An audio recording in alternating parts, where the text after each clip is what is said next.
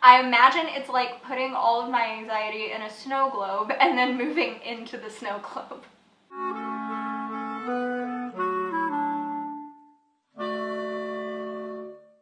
Hey, welcome back to my channel. If you're new here, my name is Hannah and I'm a 25-year-old musician living in New York City. And today I'm going to be responding to your assumptions about what it's like to live in New York. I love watching those assumption videos that everyone does, but I just wanted to do a different take on it rather than just assumptions about me. If that's something you would like to see, let me know in the comments and I will consider doing that in the future because that seems super fun too. But today we're just going to talk about living in New York. Before we get into the assumptions, please take a second to like this video and subscribe to my channel if you haven't already. Okay, so the first one that we're going to address is one that pretty much everybody said, and that's it's expensive. And yeah, it's expensive. The rent is astronomical, restaurant prices are typically more expensive, even grocery stores tend to be more expensive. But I would say the misconception here is that everything is expensive, or it has to be super expensive. Even with rent prices, there are places you can live that are going to be cheaper than others. You can always live with roommates. But yeah, with rent, you know, it's going to be pretty expensive and there's not a whole lot of way to get around that. But there's plenty of cheap food. Dollar Pizza is awesome. If you shop at certain grocery stores, they're going to be cheaper than others. Trader Joe's is always cheap. There's always tons of fun, free, and affordable things to do as well. So it doesn't have to be so crazy expensive, but yes, overall, the cost of living here is pretty high. The next one that I got a few of is, it's stinky. And I think that's so funny. Yes, sometimes. So there are definitely parts of the city that smell worse than others. I'm looking at you, Midtown, but not all of it. Sometimes you'll be walking through an area that everything smells perfectly fine, right? And then all of a sudden you're just hit with this like whiff of sewage. So yeah, I would say this is partially true. Like sometimes it can be a little stinky. Not everywhere though. Another one that I got several of was it's anxiety inducing or stressful. Shira says, NYC is a loud cesspool of anxiety. Marissa says, stressful. And my favorite one that made me chuckle for a good few minutes was Chris. I imagine it's like putting all of my anxiety in a snow globe and then moving into the snow globe. You know, I thought that one was really funny because in some ways, living in New York does kind of feel like living in a snow globe. It almost feels like its own separate country or something, right? Like once you're here, it's like nothing else exists and it's just so different from anywhere else in the world, for sure. As far as the anxiety and the stressfulness, I do not find it stressful or anxiety inducing. That does not mean that you won't.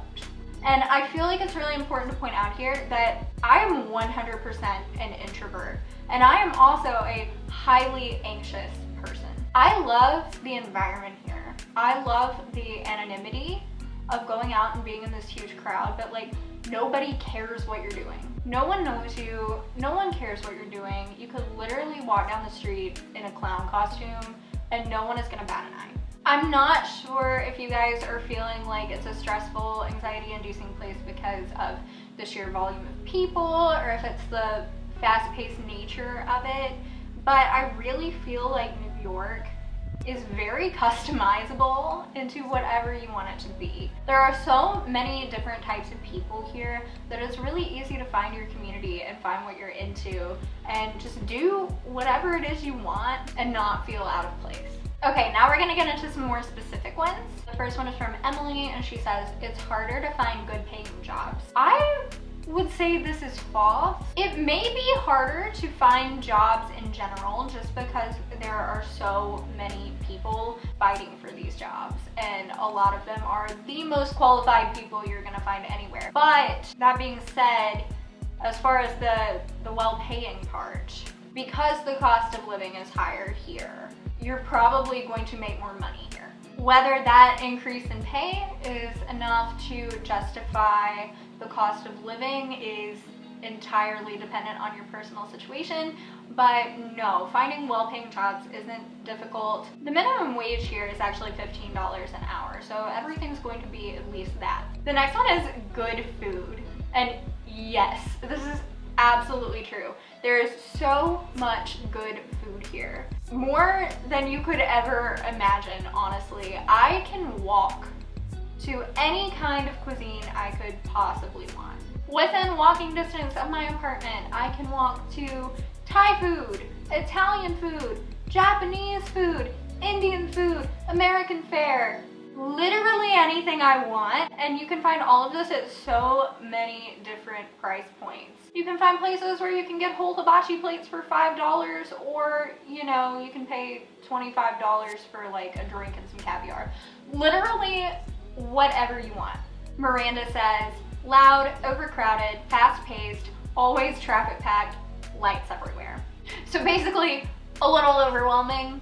Yes, definitely can be. As far as loud, it can be, right? So if you've ever visited New York, anywhere that you've been visiting as a tourist is probably very loud and very crowded. The whole city isn't like that. I actually live in a very quiet neighborhood, but I'm still close to everything. I am 5 minutes from Lower Manhattan. Like I said, there's so much stuff I can walk to, but the street that I live on is residential and it's very, very quiet. Fast-paced, yes. Traffic-packed, yes. Lights everywhere, yes.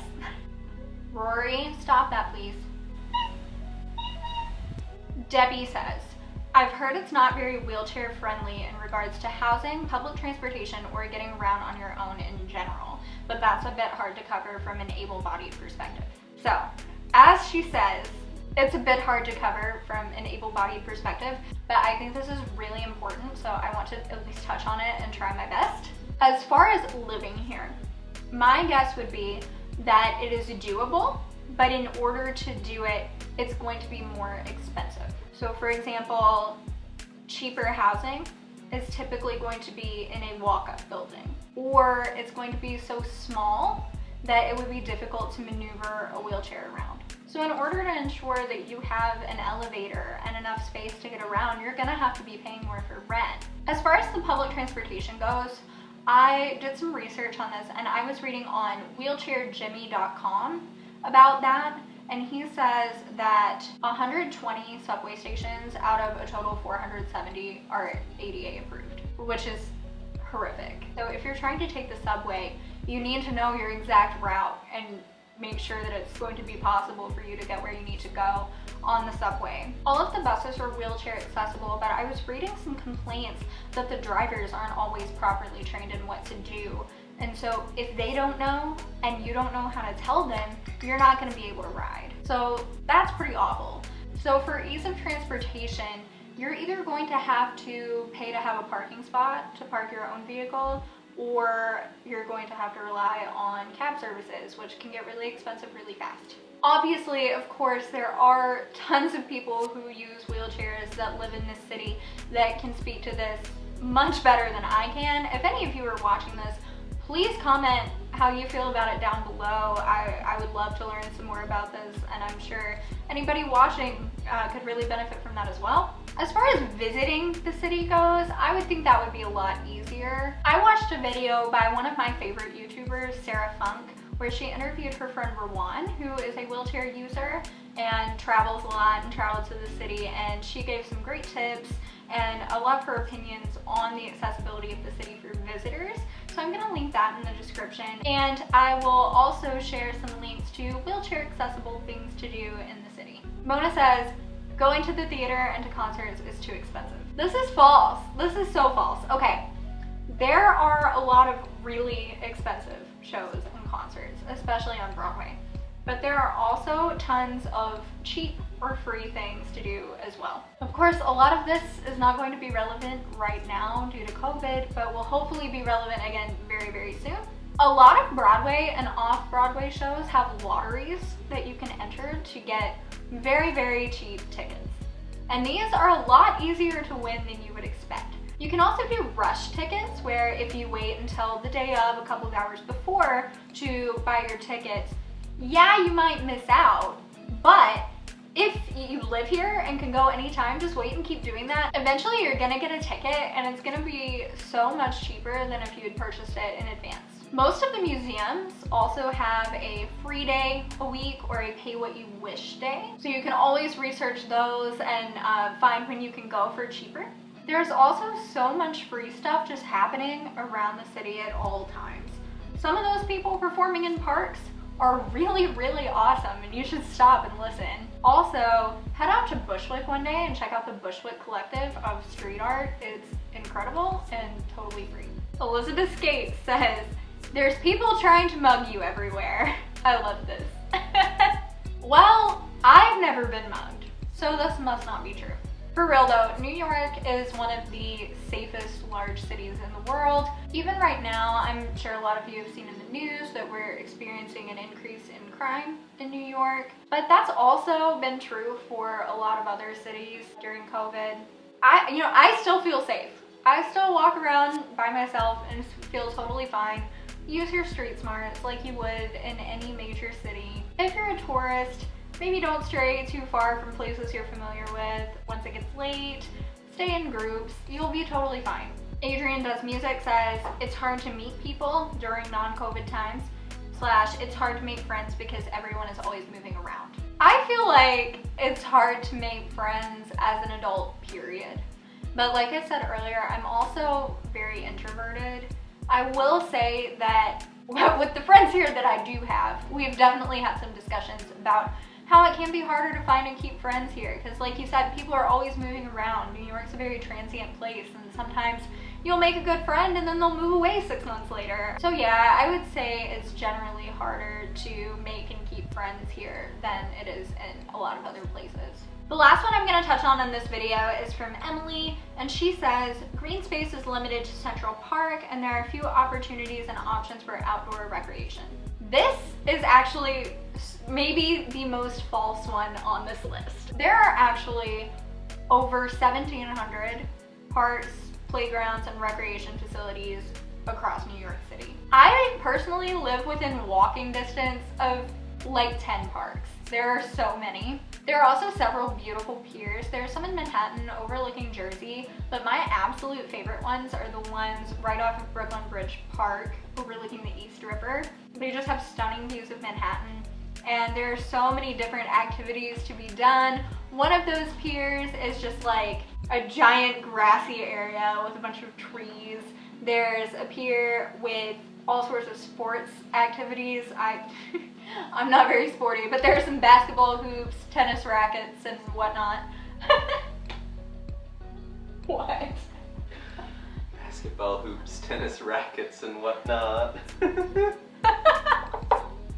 Maybe I'm not the best person to ask about this. They're racquetball courts. Racquetball courts? Racquetball courts. There are basketball hoops too though, right? Oh yeah, but I don't know if they have tennis rackets. Okay, they might not have rackets, but they're the net thingies and you can bring your own rackets. One of my favorite ways to be outdoors is to just take the ferry. The ferry is $2.75 a ride, just like the subway, and you can get some really beautiful views from the ferry for sure. The Staten Island ferry is totally free, and it has my favorite view of the Statue of Liberty in the whole city. In the spring and summer, you can go to Governor's Island, which is a small island in between Lower Manhattan and Brooklyn, which is basically just a park.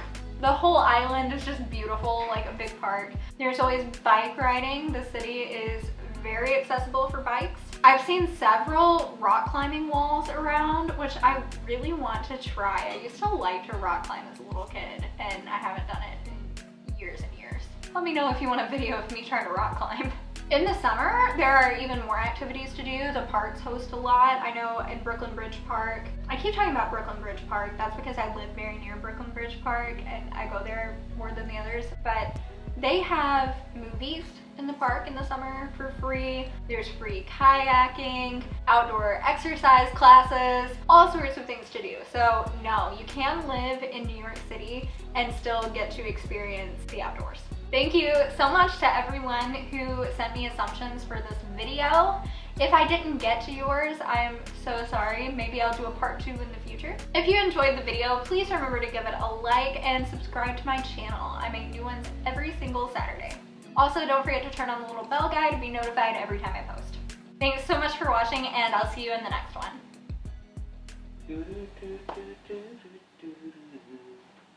Blah!